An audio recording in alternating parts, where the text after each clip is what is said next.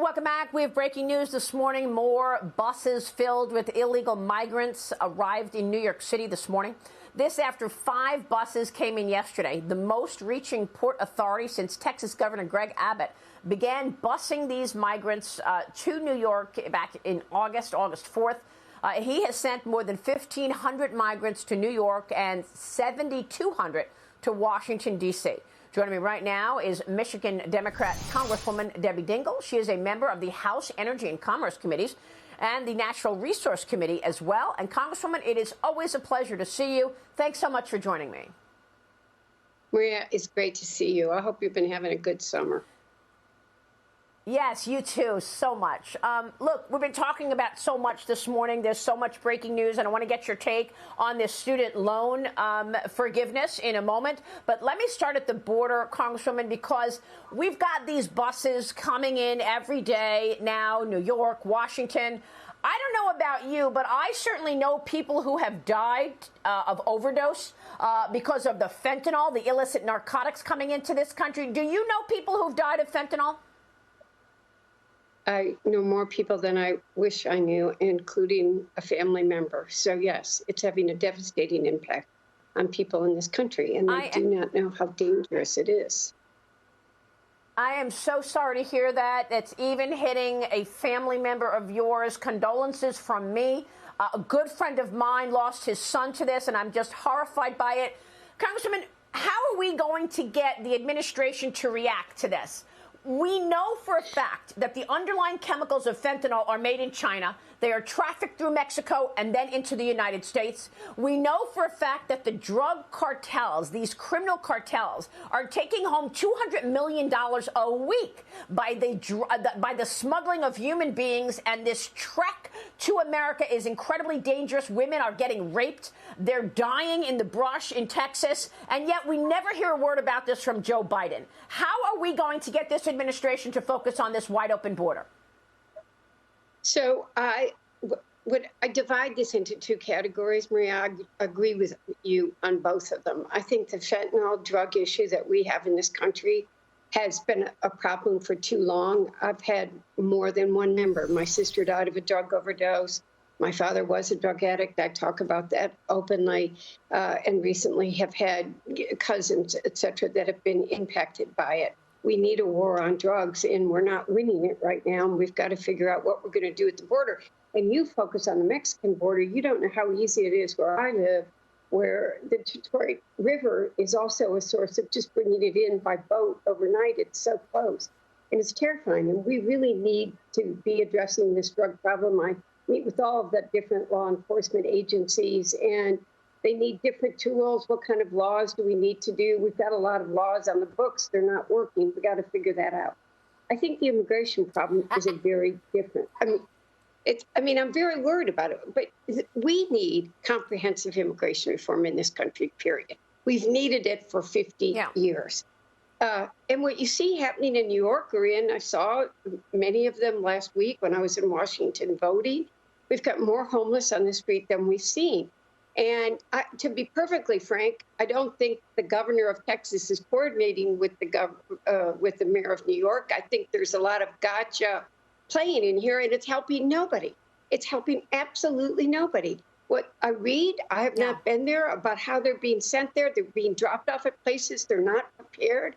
I remember that all of us, God taught us to love our neighbor. Many of these are women and children that are looking for some kind of hope. They're escaping gangs in South America. And what do we do to help them? But how do we keep the criminals? How do we protect our national security? They're very serious issues there.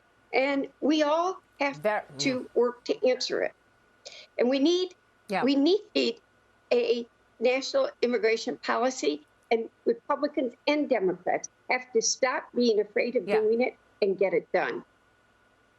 Yeah, and I understand that. That resonates with me because I know when I'm talking to business people, they say, look, we need more people to work. We need more workers. Desperate. Right? So we need an immigration policy. I understand that. However, we have policies in place right now. We have a structure right now. We issue 1 million green cards a year. But what's happening at the border is these people are jumping the line. They're getting in front of those people who are waiting for a long time to do it the legal way, since we do issue 1 million green cards a year. And at the same time, the Biden administration is blowing off all of the Trump policies in place that was controlling the border. So at a moment in time when you are seeing this need for real policy, is the answer to have a wide open border, to do away with Remain in Mexico, to increase the amount of services given to illegals, like a free phone, like a hotel room, etc.? Why, and also, why mislead the American people with Alejandro Mayorkas telling us the border is secure? No, we're not. We have eyes. It's not secure. We're looking at it right now.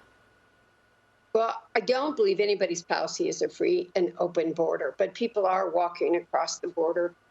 We have, look, right now, particularly in Michigan, people don't realize that agriculture is a very important part of the state's economy, as well as tourism, as well as manufacturing. They are desperate. They are screaming for help and finding people to do many of these jobs. Our visa program isn't working. It's not clear who it's going to, who we're giving them to. I'm not afraid to say something's broken. I don't care what party you are. But you know, one of the problems right now, Maria, we get in. I won't do it. I don't play party line. I talk about what needs to be done. And too many people just take party line and spout talking points instead of saying, we have a broken immigration system. People need people to work for them, can't get them into this country. And look, I do want to remember that. A broken immigration, that's a separate story. I mean, a broken immigration system and the policy, that's you and your colleagues. You need to come up with a new immigration policy. I get that. You need to work together with Republicans to do that. We do. But the answer, I don't think, is a wide open border. The answer is not, hey, I don't believe that the border. I don't believe that the border is wide open. I don't know. I've asked questions now. I'm reading the stories that you are. 2 million people have been apprehended. 2 million people have been apprehended on Joe Biden's watch. Another 1 million are gotaways. That's 3 million people having come in the last year and a half. You don't think that indicates an open border? Well, I think that people are trying to catch them. They're trying to return them to Mexico or to other countries. I don't know that we've got enough border patrol he did away with the Remain in Mexico. He did away with the Remain in Mexico. But look, I don't want to take our whole time on the border because I know you wanted to weigh in on the student loan, the bailout there. The president yesterday said it was fair.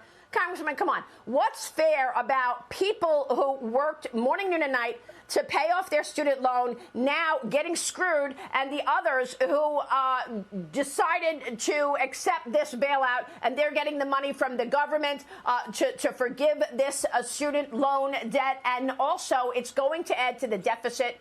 The Committee for a Responsible Budget says that it's going to increase tuition costs as well. Your thoughts? I sincerely hope that it doesn't increase tuition costs. And I think where our focus needs to be is how do we make college more affordable for everybody?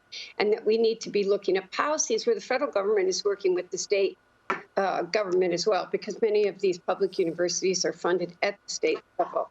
I think everybody should be able to have free college, junior college education, 2-year education. Make more accessible to you said everybody should, wait, hold on. Everybody should be able to have free college is what you said? No, I said junior community college. That is something you see in many other countries. If we could do something that was put people on a level playing field. But talk more about it, Marie, when we have more time down the road. There are things we should be doing to help our young people. Good to see you. Thank you so much. We will talk soon. Debbie Dingell.